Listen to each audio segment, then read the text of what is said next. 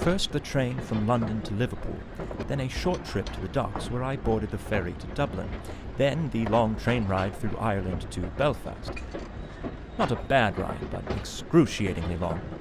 Check in at the guest house in the town proper, quick supper, quick sleep, quick breakfast, and a hop on the local train here to the Holland and Wolff shipyard. Fortunately, it was punctual. I was worried about being tardy for being 3 hours early.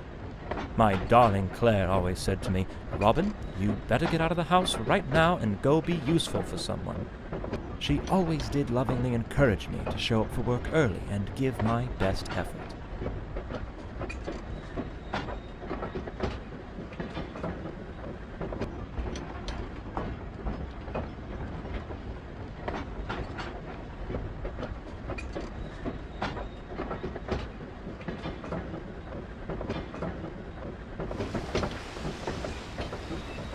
Titanic is likely no different from the Olympic.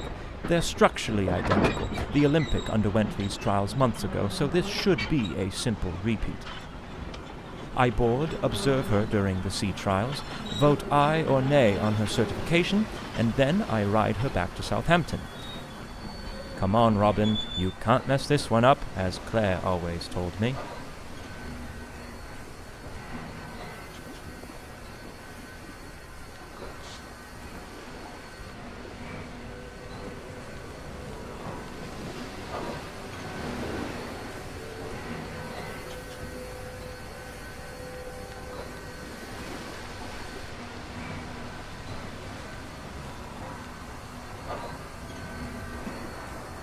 Let's look at the positive. The weather broke, and now I've been given the opportunity to board the Titanic advance of the trials. This gives me a bit of time to really admire the beauty of the ship before I have to scrutinize every last aspect of her functionality.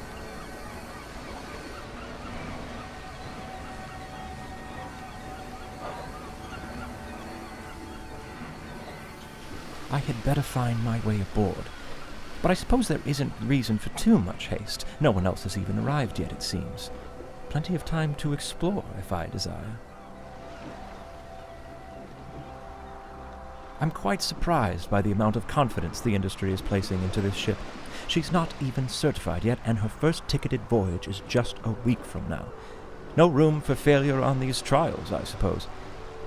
It's like getting dressed up for a date when you haven't even begun your courtship yet. How do you know if you'll be rejected or not? I learned that one the hard way.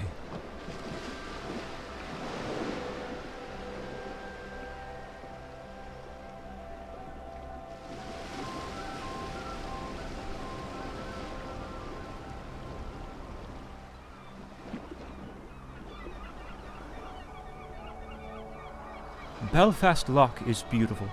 With the hills around it and the morning fog, it reminds me of what I always imagined Puget Sound would be like. A man sure can make a living out in Seattle, if he can hold off the plague.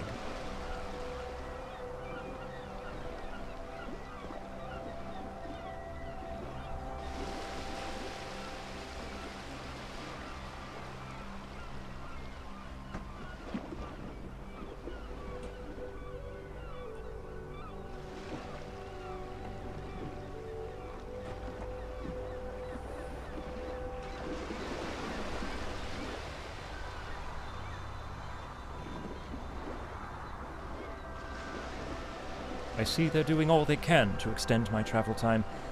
How do I find my way through this mess?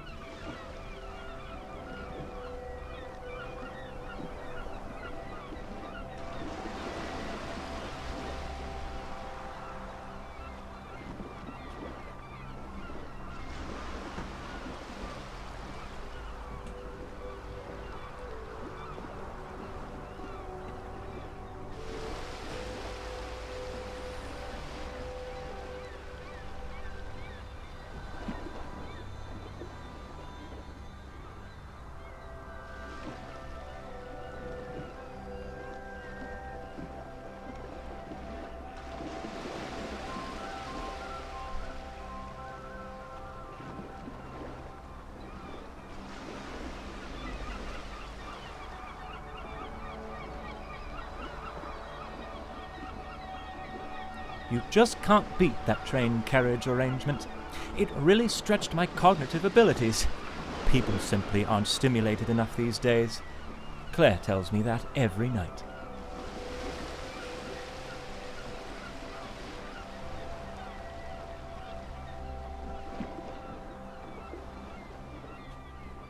Since the aft gangway is blocked, I'll board here through the first class.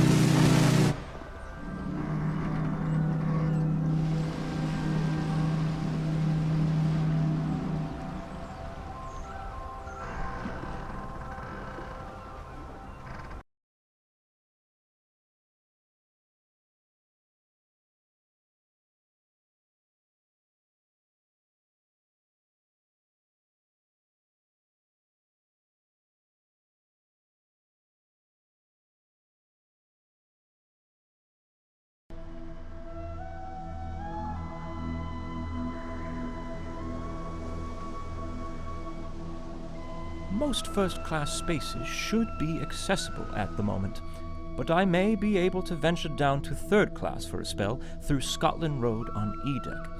I believe I'm boarding before anyone else. Robin, right now you're the most handsome man on the Titanic.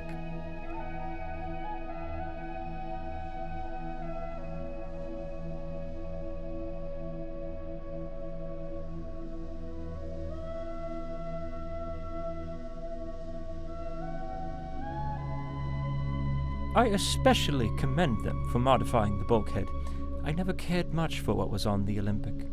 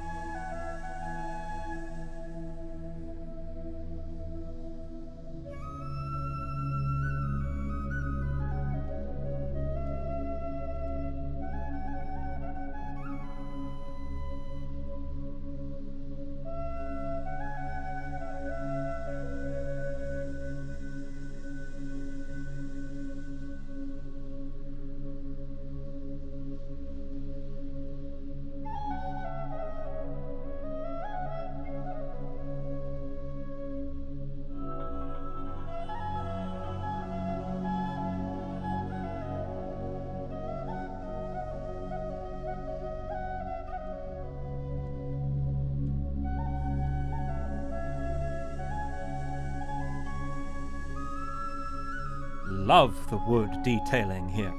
It's absolutely perplexing. Now that's a craft I can really respect. Lovely wood. I've always been fond of wood. When younger, I used to cut wood for the poor folks 2 streets over. My neighbors started calling me Robin Wood. They always laughed, but I don't know why. I wore that title proudly.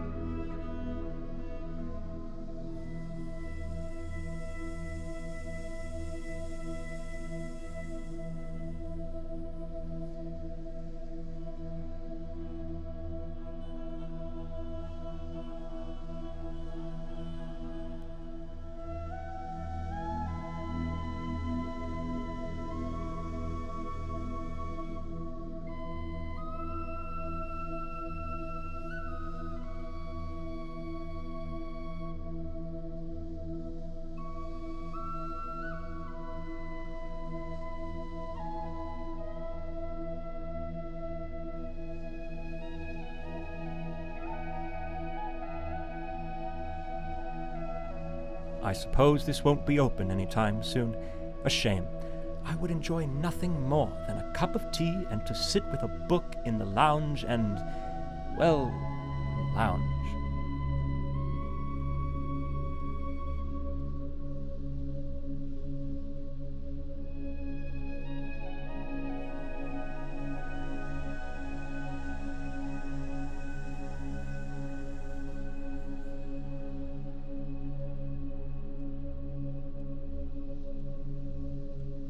What a fine accommodation for the unwinding of the gentlemanly sort after a long day at sea.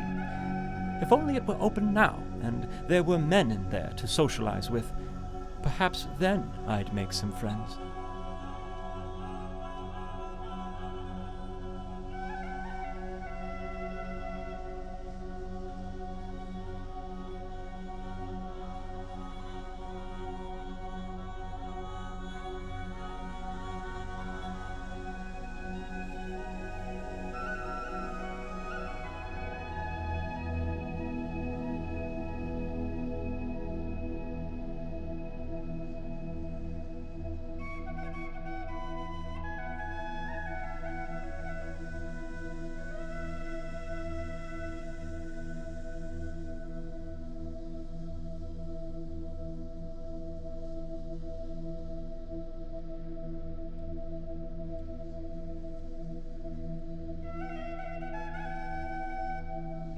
The lifts are out of order.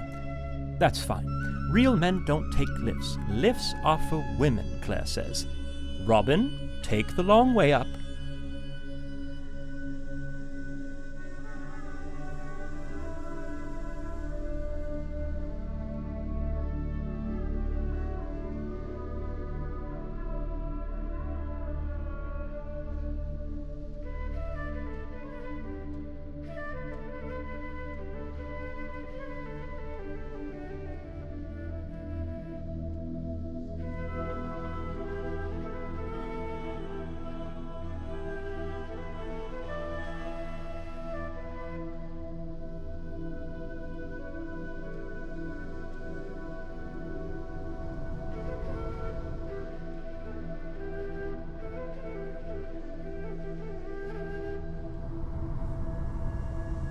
This is glorious.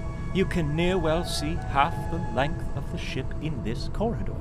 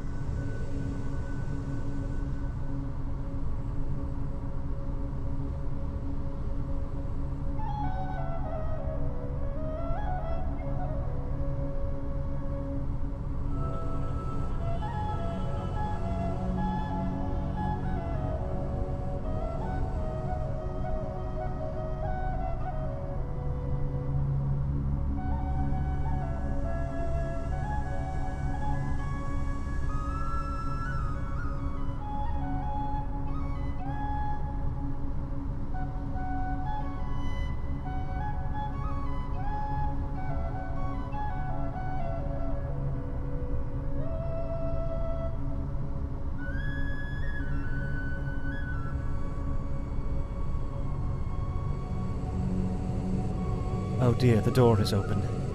Perhaps I'm not supposed to look in here, but I can't pass up this opportunity for a little adventure. Oh, if Claire were here now to see me being so daring. How by Edward did I get myself here? Climbing too high, I think. No, Robin, it's not your time to get your angel wings just yet. No, not just yet.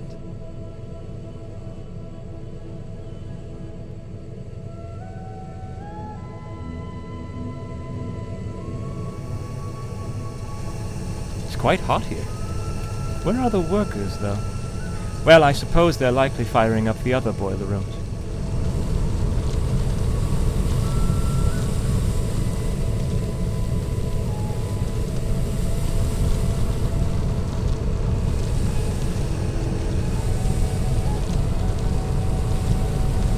These machines are massive. 29 on board, propelling the ship through the water like an untamed beast. I anxiously await their performance during the sea trials shortly. Finally free and not held back from anything. No Mr. Tundry in sight. Just freedom.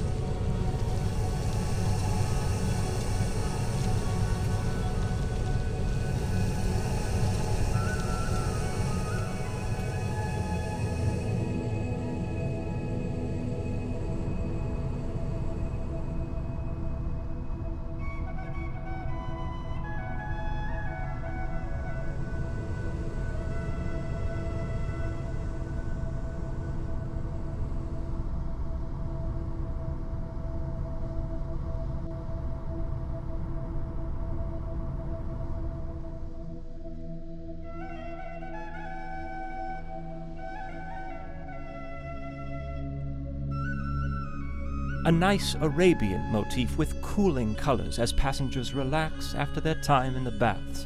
But what a poor state these workers left it in.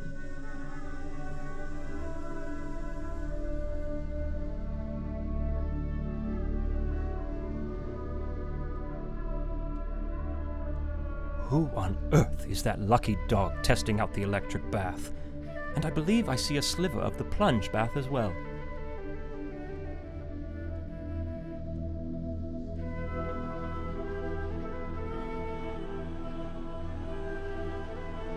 I'd hate to be corded back here in such a cramped cubby, the walls bearing down on you like all the troubles, hopes, and deepest desires you dare not dwell upon.